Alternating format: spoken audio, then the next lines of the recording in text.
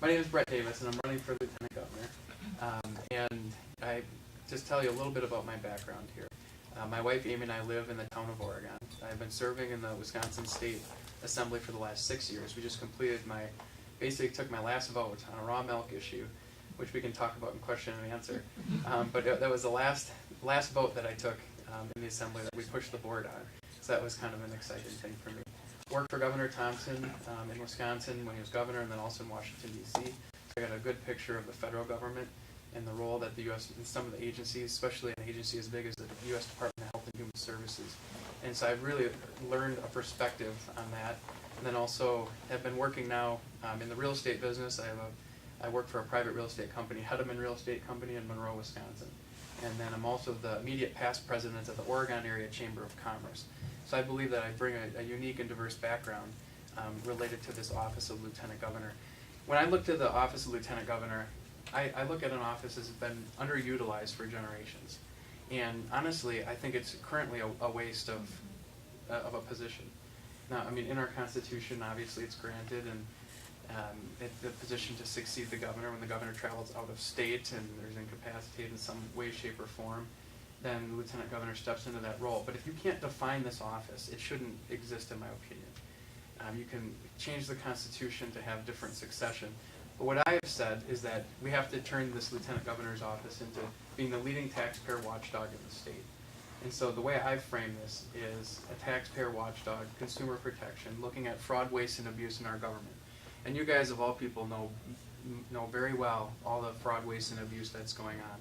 We can talk about it more in question and answer, but when you look at the Wisconsin Sheriff's Program, I mean, they uncovered a bunch of fraud in the system. And then even after it became very public what was going on, fraud continued to happen. And I still believe that there's fraud happening right now. And you go right down the government program that exists, there's a lot of wasteful spending that's going on, a lot of abuse in our government, and it's taxpayer dollars. And I don't care where it comes from, if it's at the federal level, the state level, the local level, it's coming out of people's pocket. And that's the biggest concern that I have right now. And I think the Office of Lieutenant Governor can do a good job of keeping a handle on it. Now, when you look at our state government, currently the Department of Administration is supposed to be the agency that oversees all the other agencies. It's supposed to be the group that pulls together. If there's a task force or the governor has a project that he wants to be done, the Department of Administration usually keeps the trains on time, kind of pulls all these groups together. But I've been involved in it enough to know that they're simply putting out fires every day, and they don't have time to do these long-range planning. And we're going to have to completely revamp and revise the way we do our budgeting in Wisconsin right now if we're going to get a handle on things.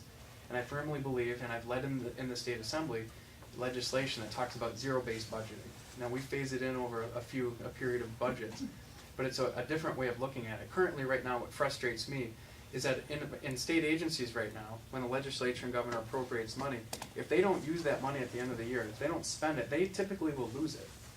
And that's the mentality of a lot of folks within our government right now is, hey, if we don't rush to spend it, we're going to lose it. I had a friend who will remain nameless, but she was working in a state agency and got to the end of their quarter, and they said, look, she's like, we came in under budget. We were pretty efficient with what we needed.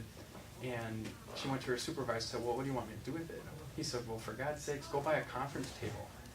Go buy something, because we don't want to lose this money. Our cause is so good, of course. I mean, we believe so much in what we're doing that we can spend that money in other things later on. So just spend it on that coffee table. Now, don't feel bad about it, and so we get that money.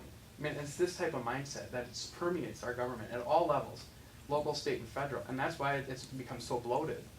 And I believe that's the problem. That's related to our high tax burden in Wisconsin, and that's the type of thing you have to ultimately get a handle on.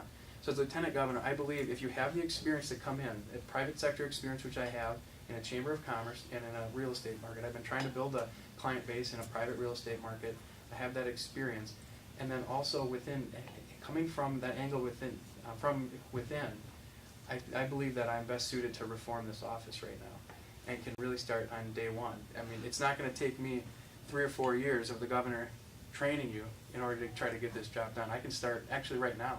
And I've been introducing legislation and talking about different things on the high-speed train, trying to stop that boondoggle from happening, right on down the line, calling attention to Governor Doyle recently when the PSC chairman was working with a special interest group, 1,000 Friends, to fly in somebody from California, the California Air Regulatory Board, to combat what General Motors was talking about. And it means all this type of wasteful spending that's going on, and that what I believe is corruption within our government. An independent PSC chairman collaborating with a radical environmental group. And I mean, we wonder why our jobs are leaving the state. I mean, it's just, it makes no sense, some of these things. But if you have a strong voice as a lieutenant governor that can call out these things, I think we can really start to turn our state back around quickly. So that's a little bit about the role there. And I wanted to open up for questions right now and let you guys just fire away at me. So I know you're not a shy group. We're not. So, go ahead. You talk about the state agencies and that, and yes, I've made a career out of working with the state, and I did see that a lot, probably in the first 15 years of my state jobs. And yeah, you got to spend it. So we're stocking pens and pencils and paper as much as possible. However, the flip side of that is you can have a good year and bad year, like just even our own home budgets. Something comes up and it's like, oh my gosh, I don't have the money put away for it. So what would your answer be to 1 year that you have an excess? And if the problem is if you bank it away, then the taxpayers look at it like saying, you don't need that money then, so they cut back. But then you have the next year that you may need more things. Perhaps there's more call for corrections, Department of Corrections, that with their health care for the inmates, they may end up having a higher rate of cancer patients. So how would you offset that then if you want them to give the money back 1 year, but the next year they're budgeted only for so much, but they need more? Well, and that's a really good question and a very practical point. And my answer to that would be we budget over a 2-year cycle. So Well, you're even beyond the 2 years though. Yeah, no, I understand that, but I think if you start to go from a zero-based budgeting standpoint, you're going to start to see different trends, and you'll be able to even those things out over a period of time. And if there's if more money needs to be available, they can typically go back to the Joint Committee on Finance and ask for approval. You know, and then we have a rainy day fund. Hopefully someday we'll have some more money in it to help survive some of the downturn. So if you're budgeting every 2 years a little more responsibly, more efficiently across the board, and there's a huge spike in mental health patients somewhere, for example, and a huge cost to the state comes up, then they would go to Joint Finance and they'd say, look, we did our budgeting, and that happens now in certain programs. We did our budgeting. This is a really unexpected thing. Legislature, which obviously the people that have elected them, say, yes, it's okay to do that because we understand the problem. And then it's typically not a problem. So you get a win-win, but it's a better, I think, a more efficient way of doing budgeting and just an overall better approach. I like that. Brett, would you support the state government using GAAP accounting rules? Yeah, I have actually. I do support it, and that's part of the legislation that I introduced. I think we have to be more realistic about it. And I've been working on it a long time in the legislature. Leah Buchmeier, Representative Buchmeier, has been another advocate for it. Bill Kramer from Waukesha has been an advocate for it. And the concept is, to me, it's pretty simple. There's no business and no family that can budget like the state of Wisconsin can right now. Now, when I introduced my bill, they said, oh my gosh, and even the fiscal bureau was like, boy, this is just going to radically change everything. You're really going to have, but yeah, exactly. Well, that was my point too. And we had at our press conference, it was like, well, that's exactly what needs to be done right now. And it's because we've always done things a certain way. It is hard to change that. That's what people are telling me. And I think it's the resistance to change. And you're going to need a strong governor to come in and basically say, look, if it doesn't start at the gubernatorial level, if it doesn't start with him, because he obviously kicks off the process next February of 2011 is when he's going to introduce his budget. That is a golden opportunity to do GAAP accounting principles there. And you know, they keep saying, well, the school aid payments are this and that. There's got to be a way. There has got to be a way that you can start to get a handle on this. Every business in the country has to follow those rules. Why shouldn't the government? The government shouldn't be any different.